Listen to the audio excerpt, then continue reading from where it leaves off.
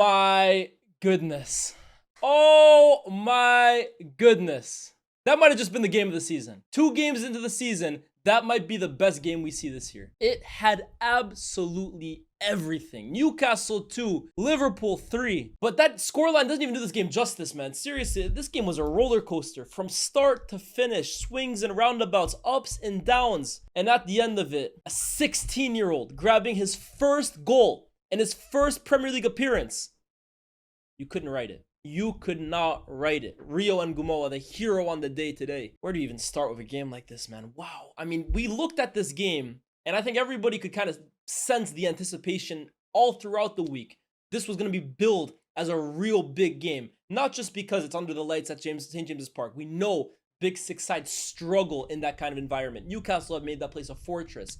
Not just because Liverpool are looking to reclaim the title and Newcastle are pushing for it. Not just because of that. But on top of that, what created this narrative and made this storyline even greater was Alexander Isak. This game was the custody battle for Alexander Isak, damn near. And I think everybody knew that St. James's Park from minute 1 would be a cauldron. It would be a fortress. It would be a war zone. And the Newcastle players would be the warriors on there, the soldiers. And it was very evident that from minute 1, that's exactly how this game would be played out. The intensity, the tempo of this game was off the charts. I said at halftime, right? This game is giving me 2000s Barclays vibes because it was so back and forth. It was so high tempo. It was so high intensity. Both sides were completely going for it. Blood and thunder, tackles in the center of the park, chances, long shots. There was no sense of control really from either one of these sides. And I have to say, as a neutral, I absolutely loved it. So many times now in the modern game, I feel like we get these chess matches, right? Both sides are almost afraid to make a mistake. But this really felt like a throwback to what made the Barclays Premier League so great. Both teams really just attacking each other and giving it everything they got. I really enjoyed it as a neutral, man. And Newcastle, I think for most of the first half, were the better side. I looked into this game and I thought to myself, if Liverpool can manage the emotional side of this game for as long as possible, I think they stand a really good chance. Because one thing is for sure, if they feed into the emotional side like Newcastle do, they will lose this game. They will lose it. Because Newcastle are an emotional side anyways, but because of the circumstances we mentioned earlier, this was always going to be an uber emotional game for them. Liverpool had to just kind of play their own game, stay level-headed, and not get sucked into the narrative. And they did a good job of that for the most part. Yes, Newcastle had a lot of chances. And I have to say, right, Gordon has this one chance in the first half that if that's Alexander Isak, Newcastle go up 1-0. And it was the same story the week before against Villa. 2 chances from both Gordon and Elanga that if it falls to Isak instead, they're up 1-0, they win that game. And it's why I ultimately have to say this saga needs to be resolved. Not just for Liverpool's sake, but for Newcastle's sake too. They cannot go any longer without a center forward because they could have won this game with one. With Isak, I think they definitely would have won. But without him, there's still too many chances that come off the end of really good play from Newcastle. They're a great team, and they just don't have the bona fide number 9 to finish them off. But Liverpool held their own. They held their own. They held on. They rode the storm per se. And then when their chance arrived to them, they took it. Ryan Gravenberch making his first start of the season. He missed the game against Bournemouth. Picking it up off Gakpo. And then finishing low into the corner, leaving Nick Pope rooted to his feet. And on second look, it clearly took a deflection off Fabian Schär last minute to kind of put Nick Pope off. And it was, in my opinion, not a really deserved lead because I think to that point, Newcastle were the better side. But this is what it's about. This is why I'm saying you have to just stay level-headed in this kind of game. Everyone knew Newcastle were going to come out like a house on fire. How can you stay in the game for as long as possible and then pick your moments? That's exactly what Liverpool did. And the minute they went up 1-0, Newcastle's heads absolutely went. I mean, I say from that point, right? Even from the first minute. Joelinton going for Gakpo's head with this crazy tackle. That was within 1 minute. Later in the game, Dan Burn going into Mohamed Salah's knee. Could have broken the guy's knee, man. Seriously, the tackles on display today were crazy. And then, the biggest head loss of them all, right on the stroke of halftime, Anthony Gordon. For no reason whatsoever. I genuinely cannot understand his thought process on why he did this. Virgil van Dijk striding out of the back on the ball. Anthony Gordon running from behind him. And then just going full-fledged, studs up, not even into Van Dijk's knee, right? Not even into his leg. But he scrapes his boot from the top of Van Dijk's calf all the way down to his Achilles. I'm thinking, has this guy lost his mind? The ref gives him a yellow card, but then VAR immediately comes into equation, and the more you see it, the worse it gets. The way I described it on stream, right, is it's like when you're playing FIFA. You guys ever played FIFA, right? And you start getting frustrated or you're bored or whatever, and you just start spamming the square button. And then you just start spamming the square button from behind, and they just go slide tackles in behind, instant red card. I used to do that when I was like 12 years old, right? And I'm trying to win the ball back, but I don't really care about winning the game. That's what it was like from Anthony Gordon. A complete head loss that at the time, I think we all believed, you've just cost your team any chance of winning this game. Because Newcastle were very much in it. They were the better team in the first half, I thought. Liverpool picked their moment well, but Newcastle had most of the ball. Newcastle had most of the chances. And in that moment of madness, the only way I can describe it is moronic. It felt like Newcastle completely lost control. And from there, I thought they were going to be screwed. The second half starts, and within 45 seconds, some of us aren't even back to our seats. Ekitike makes it 2-0. Gakpo, who I thought had such a good game, driving forward, takes a shot, falls off, deflected into the path of Ekitike. First time off the post and in. What an amazing finish from Ekitike. And I'm thinking to myself, who the hell needs Isaac? This guy's unbelievable. 3 goals in 3 games for Liverpool. And the best, I think, is yet to come. What a player, making it 2-0. And at this point, we're thinking, oh, game over, man. A game we all hyped up for the last week or so is completely done because of Anthony Gordon losing his mind. It's over. And then something happened. Something happened. Now, I need to watch this game back or something, because quite how Liverpool lost control of a game that was so comfortably in their hands, I'm still not sure how. 2-0 up, 45 minutes in injury time left to play against 10-men Newcastle, who appeared to have lost their mind completely. This seems to be the easiest game to just see out into the sunset, collect all 3 points, onto Anfield against Arsenal next week. And yet it was anything but easy, because all of a sudden, a few minutes later, Bruno Guimaraes leaps highest off a free kick to put Newcastle back into the game 2-1. And I have to say, Kerkez, right? Kerkez gets beat way too easily. In fact, I say he gets beat. He didn't even go up to contest the header.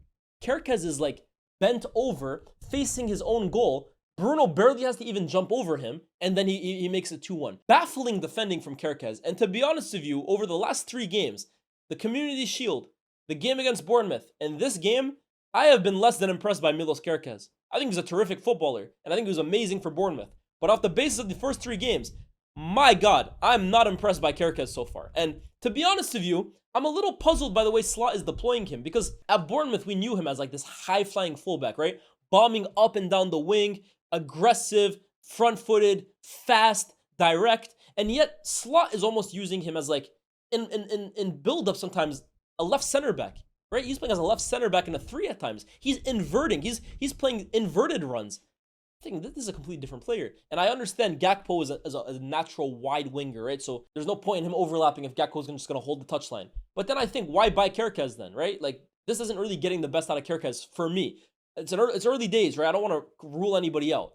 But the first 3 games, I found his performances extremely bizarre. And the defending for Bruno's goal was very, very poor. And then from there, that goal gave Newcastle and their fans all the invitation they needed to turn this place back into a cauldron, turn up the heat, and just pummel Liverpool for what seemed like the next 40 minutes. Liverpool, for about 30 or so minutes, could not get out of their own half. Seriously, it was unbelievable how badly Newcastle dominated them with 10 men. Like, again, I need to watch the game back to really understand how it happened, but they just lost all control out of nowhere. And Newcastle, for large parts of that game with 10 men, were pushing Liverpool into their own half, sometimes into their own box. It was staggering, man. I have to give a huge shout out to all 3 midfielders for Newcastle today. Tonali, Joelinton, Bruno. The 3 of them were outstanding. Outstanding, man. We know the intensity that they bring. We know the defensive strength that they bring. The aggressiveness, the bite. But all 3 of them on the ball today were terrific. Joelinton breaking a play and then carrying the ball forward before winning fouls for his team. Superb. Tonali carrying the ball forward as well, too, before playing guys through. Superb. And then Bruno Guimaraes. Forget about even his goal. In general, this guy's a jewel, man. He's so good. He is so, so good. My hot take with Bruno, I think he starts for every team in the Premier League. I think he plays for every one of them. He gets for me into the Liverpool team. He gets into the City team. He gets into the Chelsea team. He gets into the Arsenal team. He's a world-class player, in my opinion. Bruno Guimaraes is unbelievable, man. And the 3 of them together, wow, they made life difficult for Liverpool. And in particular, they made life very difficult for Florian Wirtz, who, again, probably flattered to deceive. This is the British transfer record signing in Premier League history, right? 115 or so million. And it's another game where I think he's been a little underwhelming. Now, I am not one of those guys that is going to come on here and say Cherokee sucks after 1 game, or Wirtz is a flop after 1 game. You're not going to get that from me, right? I rate Wirtz and Cherki extremely highly. I've gassed them up massively when they were signed, and for good reason. I think they're unbelievable. But I also understand there's a transition period for both these guys. Because from the physical point of view, this is something that they're experiencing for the first time in their life. Wirtz will probably have never played a midfield like Joelinton, Tonali, and Guimaraes. Cherki will probably have never played a midfield of Pape Sarr, Palhinha. I know you guys are getting on to me for the pronunciation, but Palhinha and Bentancur. They probably will never have played midfielders as physical and aggressive as these guys. It will take an adjustment period. What I will say with Wirtz is because of the price tag, there's a lot more pressure on him, right? When you cost that much money, the microscopes, the eyes are on you every single thing you do. The way you breathe, the way you tie your shoes, the way you run, the way you walk, the way you trap a ball. Everything is examined under a microscope. With Wirtz, I have to say, if I'm being honest, the two performances so far are underwhelming. And he's taken off today to kind of bring Szoboszlai into midfield. For good reason. It is going to take time for Wirtz, but does he have much time? Because we know how football fans are. We know how pundits are. They move quick. However, me, I'm consistent. I'm a fan in Wirtz. I'm a fan. I'm a fan of the talent. I'm a believer in the player. So I'm going to give him time 100%. But if I'm being fair as well too, not his best performance, man. Not his best performance. Liverpool need more. But I think when you play against those three thoroughbreds, oh my goodness, man. The minute you get the ball, they're like sharks in blood-infested waters, man. They just smell blood. Give me that ball. Their tenacity is off the charts, man. They pushed, and especially off set pieces, right? I mean, they targeted Dan Burn as like a focal point off set pieces. It was ridiculous. And eventually, they kept knocking until the house blew down. And that house blew down in the form of Ibu Konate, who, yet again, for me, played a poor performance. I think Konate's start of the season has been shaky. And people keep talking about Mark Guéhi, right? Coming in as a deputy. Look, I think Konate's got to be worried about his starting position if Guéhi comes in. Because Guéhi's coming to start. The way Konate's playing right now, hey, we talked about Trent last year, his head being in Madrid possibly. It looks like Konate's looking for an apartment next to Trent at the moment. Dan Burn shakes him off the ball way too easily into the path of the substitute Osula to grab a last minute, or what seemed like a last minute equalizer for Newcastle. And I have to say it was deserved. 10 men, but it was deserved because that second half, it was all Newcastle, man. Newcastle were the protagonists in this game with 10 men against the Liverpool side who were 2-0 up. I couldn't believe it. And even after 2-2, it's Newcastle pressing for a third. Newcastle. And you're thinking to yourself, are they going to do it? Are they just like fueled off the hatred for Alexander Isak? This is what's fueling them to victory until the final seconds of the game. A long ball over the top finds its way into the feet of Mohamed Salah, who is quiet today. Quiet as a mouse. But as Salah does, all he needs is one opportunity in the final third, in those little pockets where he's so dangerous, plays a ball across goal. And I have to say, Szoboszlai, who was, for me, outstanding at right back, and then does outstanding for the goal as well too. To have the awareness and the composure to dummy it in that moment, to allow the ball to roll into the path of 16-year-old Rio Ngumoha. Ridiculous from Szoboszlai. And what a moment for the youngster. Seriously, man. That's the stuff of dreams right there. I'm a United fan. You guys know that. But I'm over the moon for that kid. Because I know for him, that will be something that lives with him for the rest of his life. Scoring on your debut for Liverpool in the Premier League. A last-minute dagger against Newcastle in that kind of environment. That's the stuff that makes careers, man. Seriously. What a moment. I mean, look, he could end up being a Makeda, but I've seen this kid play in preseason. I think he's a bit more talented than Makeda. But what a moment, man. It's heartbreak for Newcastle, right? It really is. Because I actually think on the basis of performance, they deserved at least a draw. But this is what champions do. It's what champions do. Last minute heroics. They never know when they die. That's Liverpool for the last 2 or 3 seasons now, man. What a moment and what a win. But also, I mean, I have to be real, right? When Arsenal won like this against United on match day 1, I was skeptical of the performance. And I'm going to be skeptical of Liverpool here, right? It's fantastic they got the 3 points and it's fantastic the way they got it. But I think if you're a Liverpool fan, you have to be very concerned about how easily you ceded control in that game. Arne Slot has come out this season and said, look, he wants his team to be more on the front foot. He wants his side to be more adventurous attacking. He wants his team to take their foot off the safety. He wants them to be on the creating chances, taking risks. And Carragher last week said, look, I'm not a huge fan of how fully fledged we are going forward, because I think it leaves space in behind for other teams to exploit. And that happened again today, man. They weren't great against Bournemouth, if we're being honest, and they weren't great today either. At the end of the day, the win is the most important thing, but I think there's room for concern if you're a Liverpool fan. And going now, hosting Arsenal next week. Look, man, you play like that against Arsenal, if they're at their best. Granted, again, Arsenal have to play at their best to begin with, but I don't know if you'll get the fortune you got today, man. Like, this is a different team. Salah said in midweek, right, at the PFA Awards, that he believes Arsenal are the favorites for the title this year. And maybe he said that because almost to mind games, right? But he said he thinks Arsenal are the favorites because they've kept most of their team compared to Liverpool, who have 4 or 5 moving parts in their side. And I look at their team, right? Ekitike, Wirtz, Kerkez. They're looking to bring Frimpong in as well too. Isak potentially. It's a different side. And also, there's a lot of moving parts, right? Szoboszlai, who was so key to Liverpool's press from the front last season, is now being shifted out to right back. He's being shifted into defensive midfield. That's a huge thing for Slot to juggle. Wirtz is a completely different profile to Szoboszlai. Ekitike. It's a different team. And it's going to require Slot to find the right balance. Because look, when everyone's fit on paper, Liverpool might have the best team. But if it doesn't all mesh together on the football pitch over 90 minutes, does it really matter? It's a big win for them. But I have to say, man, that's a little concerning. One thing I want to say, though, Virgil van Dijk. What an absolutely ridiculous all-timer of a player. Wow. This Liverpool defense today were at 6s and 7s. They were all over the gaff, right? And Van Dijk just seems to like carry them all at once. He is so dominant. It's ridiculous. And it's why I say, right? Look, whenever ex-players say the quality of strikers has gone down in the modern game, so it's easier for defenders, I agree with that. I don't disagree with them. I look at the center forwards these days, right? How many great center forwards are there compared to 10 years ago? I think the center forward position, in terms of depth of quality, I think it's gone down a little.